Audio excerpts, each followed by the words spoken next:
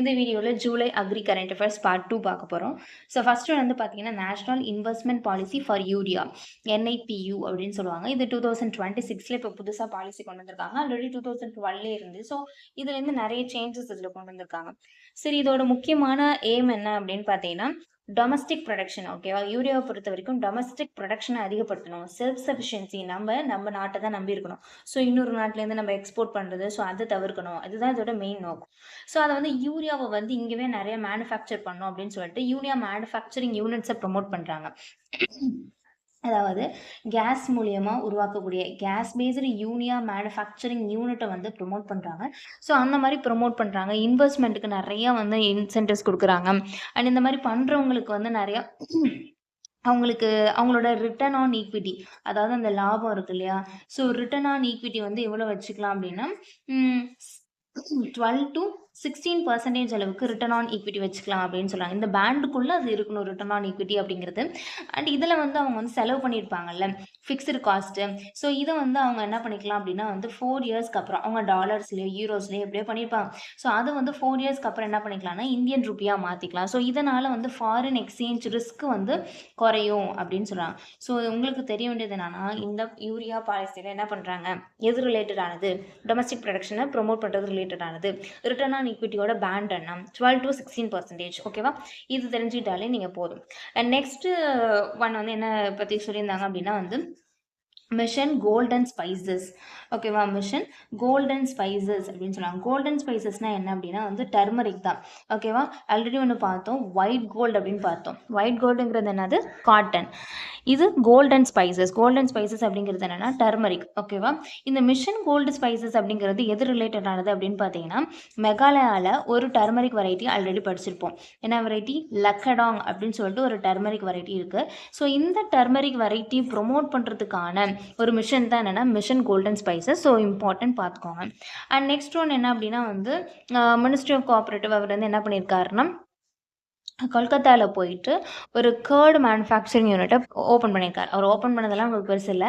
But அந்த curd manufacturing unit என்னென்னா world largest curd manufacturing unit உலகத்திலேயே. ஓகேவா?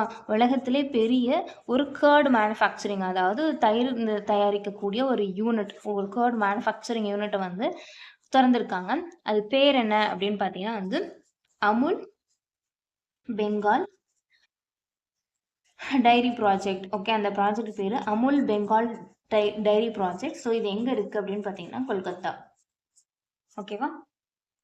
ஸோ கேர்டு மேனுஃபேக்சரிங் யூனிட் எங்கே ஓப்பன் பண்ணியிருக்காங்க? கல்கத்தாவில் Amul Bengal dairy project. Just இவ்வளோ தான். இது வந்து வேர்ல்டு லார்ஜஸ்ட். ஓகேவா? ஓகே.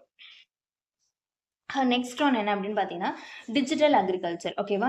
டிஜிட்டல் டெக்னாலஜி அப்படிங்கிறது எல்லாத்துலேயுமே தான் யூஸ் பண்ணுறோம். அக்ரிகல்ச்சரில் இப்போ வந்து ரொம்பவே அதிகமான ப்ரொடக்ஷன் ஈல்டு பண்ணுறதுக்கு டிஜிட்டல் அப்படிங்கிறது ரொம்ப இம்பார்ட்டண்ட்டாக இருக்குது. எக்ஸாம்பிள் பார்த்தீங்கன்னா வந்து ஒரு பெஸ்ட் சர்வேலன்ஸ்க்காக இருக்கட்டும், க்ராப் எப்படி பண்ணணும், க்ராப் கல்டிவேஷன் எப்படி பண்ணுறது, அண்ட் வந்து இரிகேஷனுக்காக இருக்கட்டும், இல்லை வந்து ஃபார்மர் அட்வைசரிஸ் கொடுக்குறதா இருக்கட்டும், கவர்மெண்ட் வந்து ஒரு ஸ்கீம் இம்ப்ளிமெண்ட் பண்ணது அந்த பெனிஃபிஷரிஸ் கண்டுபிடிக்கிறதுக்கு, அதோட அனலிட்டிக்ஸ் பார்க்குறதுக்கு. ஸோ எக்கச்சக்க விஷயத்துக்கு டிஜிட்டல் அப்படிங்கிறது ரொம்ப இம்பார்ட்டண்ட்டாக இருக்குது. அதில் ஒரு சில முக்கியமான விஷயங்கள் பற்றி பார்ப்போம். ஃபர்ஸ்ட் ஒன் வந்து பார்த்தீங்கன்னா national best surveillance system. National best surveillance system, அதாவது பெஸ்ட்டு கண்காணிக்கிறது. இப்போ வந்து ஒரு சில இடத்துல திடீர்னு ஒரு பெஸ்ட் அவுட் பிரேக் வந்து ரொம்ப ஜாஸ்தியாக இருக்கும். ஓகே, இப்போ படைப்புழு அதெல்லாம் வந்துச்சு இல்லையா, ஃபால் அமீபாம். ஸோ திடீர்னு வரும். ஸோ அதிகமான லாஸஸ் ஏற்படுத்தி போயிடும். ஸோ இதெல்லாம் முன்கூட்டியே வந்து கணிக்கிறது. அப்படி இருந்தது அப்படின்னா வந்து அதுக்கு என்ன ப்ரொடெக்ஷன் மெஷர்ஸ் எடுக்கலாம் அந்த மாதிரி பண்ணுறதுக்கு. இல்லை ஃபார்மர்ஸ் வந்து ஏதாவது ஒரு பெஸ்ட்டு ஃபோட்டோ எடுத்து அனுப்பலாம், இல்லை பெஸ்ட்டு டேமேஜ் பண்ண ஒரு சிம்டம் எடுத்து அனுப்பலாம். ஸோ அது மூலியமாகவே அவங்களுக்கு தெரிஞ்சிடும் இதுதான் இந்த பெஸ்ட்டு, இதுக்கு இதுதான் வந்து மெஷர்ஸ். ஸோ இந்த மாதிரிலாம் வந்து கண்டுபிடிக்கிறதுக்கு அண்ட் கண்ட்ரோல் பண்ணுறதுக்கு இந்த நேஷனல் பெஸ்ட் சர்வேலன்ஸ் சிஸ்டம் அப்படிங்கிறது ரொம்ப ஹெல்ப்ஃபுல்லாக இருக்கும். நெக்ஸ்ட் வந்து பார்த்தீங்கன்னா IMD என்னது மெட்ராலஜிக்கல் டிபார்ட்மெண்ட். ஸோ இவங்க என்ன பண்ணுவாங்கன்னா ஃபோர்காஸ்ட் பண்ணுவாங்க. வெதர் இப்போ மழை வரும், இப்போ வந்து இந்த சமயத்தில் வந்து மழையே உங்களுக்கு இருக்காது, ஸோ தண்ணி வந்து பாய்ச்சுங்க, மழையை நம்பி இருக்காதீங்க, இந்த மாதிரி நிறைய வந்து ஃபோர்காஸ்ட் பண்ணுவாங்க. ஸோ இதை பேஸ் பண்ணி ஃபார்மர்ஸ் வந்து நிறைய பிளான் பண்ணலாம். இப்போ வந்து சோவிங் பண்ணுவோமா வேணாமா, இரிகேஷன் கொடுப்போமா வேணாமா, இல்லை வந்து ஏதாவது வந்து ஃபெர்டிலைசர் அப்ளிகேஷன்ஸ் இதெல்லாம் வந்து கொடுப்போமா வேணாமா, இல்லை ஹார்வெஸ்ட் பண்ணுறது. ஸோ இந்த மாதிரி எக்கச்சக்கமாக பிளான் பண்ணுறதுக்கு இந்த வந்து இந்தியன் மெட்ராலஜிக்கல் டிபார்ட்மெண்ட் கொடுக்கக்கூடிய அந்த ஃபோர்காஸ்டிங் வந்து ரொம்ப யூஸ்ஃபுல்லாக இருக்கும். நெக்ஸ்ட் இன்னொரு பிளாட்ஃபார்ம் ரொம்ப இம்பார்ட்டண்ட்டானது பாரத் விஸ்தார் பிளாட்ஃபார்ம் அப்படின்னு சொல்லுவாங்க. பாரத் விஸ்தார். ஓகே. விஸ்தார் அப்படிங்கிறது என்ன அப்படின்னா virtually integrated system to access agricultural resources. அதாவது விர்ச்சுவலி இன்டகிரேட்டட். இப்போ வந்து நிறைய இதுக்கு நீங்கள் படிச்சிருப்பீங்க. ரைஸா இந்த ஆப்பை பாருங்கள், ஆயில் சீட்ஸா இந்த ஆப் பாருங்கள், மார்க்கெட்டிங் ரிலேட்டடாக இந்த வெப்சைட்டுக்கு போங்க, ஸோ இந்த ஸ்கீமா இந்த வெப்சைட் போங்க. ஸோ ஒன்னொன்றுத்துக்கும் ஒவ்வொரு வெப்சைட் வெம்பர் ஆப் இந்த மாதிரி இல்லாமல் நிறைய விஷயங்களை ஒரே இடத்துல சேர்த்த ஒரு இதுதான் என்னென்னா பாரத் விஸ்தார். விஸ்தார்னா விஸ்தாரமாக, ஓகே, பெருசாக இருக்குன்னு ஞாபகம் வச்சுக்கோங்க. ஸோ இதில் நிறைய ஸ்கீம்ஸ் கிட்டத்தட்ட வந்து 18 சென்ட்ரல் கவர்மெண்ட் ஸ்கீம்ஸை வந்து இதில் வந்து இன்டகிரேட் பண்ணியிருக்காங்க. ஸோ அத்தனை ஸ்கீம் பற்றியும் நீங்கள் இது பண்ணணும்னா இந்த ஒரு வெப்சைட்குள்ளே போனால் போதும். அண்ட் இதில் வந்து என்ன பண்ணுறாங்கன்னா, நீங்கள் கிராப்பை பற்றி தெரியணுமா தெரிஞ்சுக்கலாம், லைஃப் ஸ்டாக் பற்றி தெரிஞ்சுக்கலாம், பெஸ்ட் இன்ஃபர்மேஷன் பற்றி தெரியணுமா தெரிஞ்சுக்கலாம், மார்க்கெட் பற்றி தெரியணும், மண்டியை பற்றி தெரியணும். ஸோ எக்கச்சக்க விஷயங்களை ஒரே இடத்துல கொண்டுட்டு வந்தது இந்த பாரத் விஸ்தார் அப்படிங்கிறது. அண்ட் இதில் வந்து பார்த்தீங்கன்னா இது வந்து வெப் போர்ட்டல், ஓகேவா, போர்ட்டல்லையும் இருக்குது. அண்ட் இது ஒரு ஆப்பாகவும் இருக்குது. இதுக்குன்னு ஏஐ சேட் பாட்டும் இருக்குது. ஒரு டெலிஃபோன் நம்பருமே கொடுத்துருக்காங்க. ஸோ இதுதான் வந்து பாரத் விஸ்தார். ஓகே.